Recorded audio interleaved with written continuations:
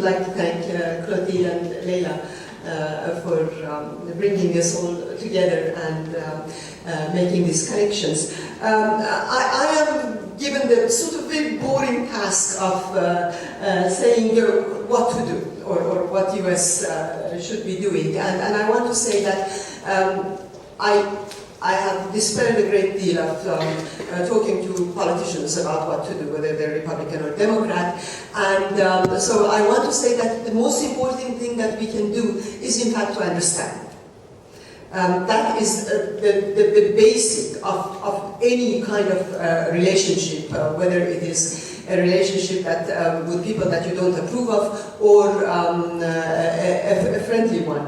And one of the most important things that has not been done over the past 30 years is to try to understand not just Iran, but what Mona was also talking about, what is now, in a very rather insulting and reductionist manner, has been called the Muslim world.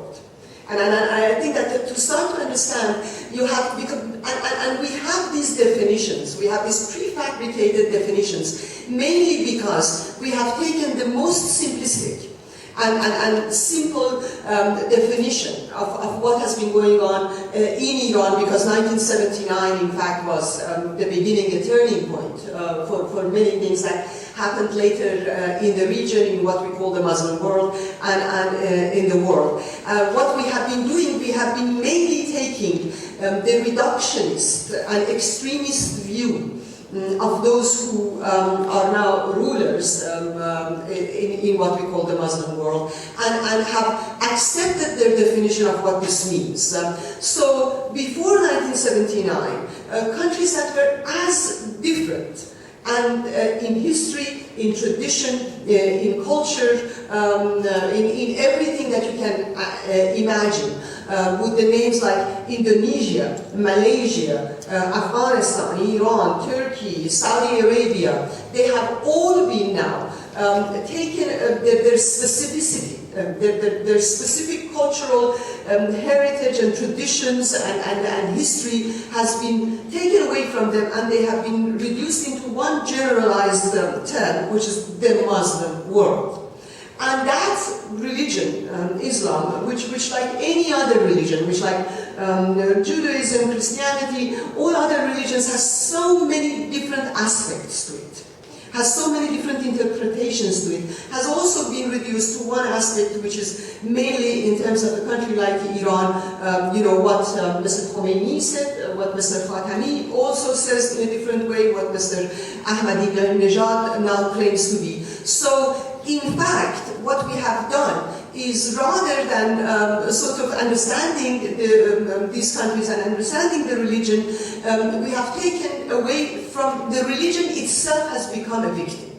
Okay, so what I want to ask then, and I would like to sort of, since I really did not read anything from my notes, I wanted to say that the way you have to understand that the fight, that what you can do in the United States or in other democratic countries is not to shout for a military attack or anything like that, because the main enemy of a totalitarian state is not military.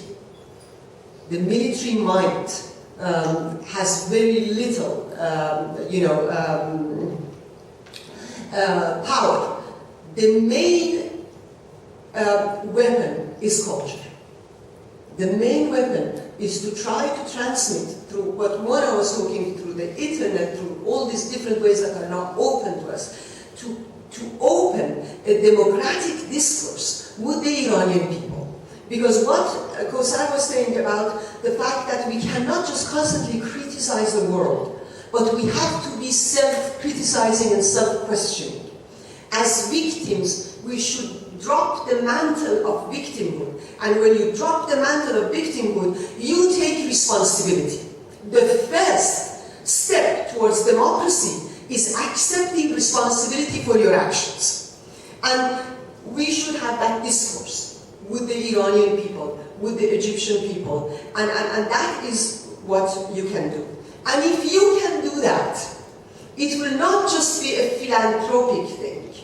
You know, a lot of times people say, look at what is happening to these poor people. What can we do for you? It is not like that. Human rights is not philanthropy. Human rights is pragmatic. If you do support democracies, they will answer back and support you. But the last thing is actually, right now, the best gift that Iran can bring you is to remind you of how fragile the rights that we have been gaining in democratic societies are, that they can be taken away from you at the blink of an eye. That what is important is to have that culture of imagination and that culture of thought which makes you curious about yourself and about others. And that is what is become diminishing more and more in this country that I live in now and that I love so much. I see a culture that is losing its love for its poetry and its soul. And when Saul Bellow talked about what threatens the West, it is sleeping consciousness and its atrophy of feeling. That is what Iran reminds you of. You should remember, and I'm quoting here a young Iranian artist who refused to come abroad to get a prize. We have him on our webpage, actually, because he wanted to stay with the people inside Iran, and he's written a great article about the way Iran and the East is being looked at nowadays. Barbad Golshivi, he's about in his late 20s.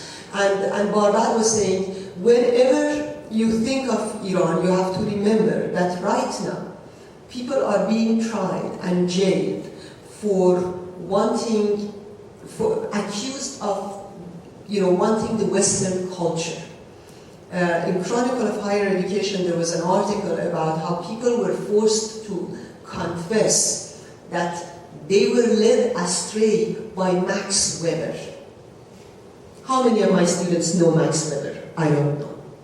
And so the whole idea is that the Max Webers, the Saul Bellows, the Mark Twains, the Emily Dickinsons, the people who give America its vitality and who both question and self-question this country are now taking the backseat. And rather than a culture of passion, you have a culture of greed and selfishness constantly ruling over us. So to come out of the crisis that we are now, because it's not just an economic crisis, it is a crisis of vision. It is a crisis of imagination, and it is a crisis of thought.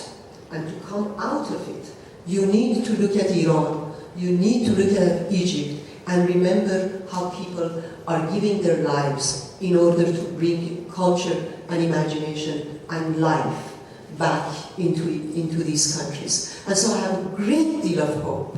I'm not optimistic, but I have a great deal of hope for Iran, for the region, and via Iran and the region, for the kind of horrible world that we live in. Thank you.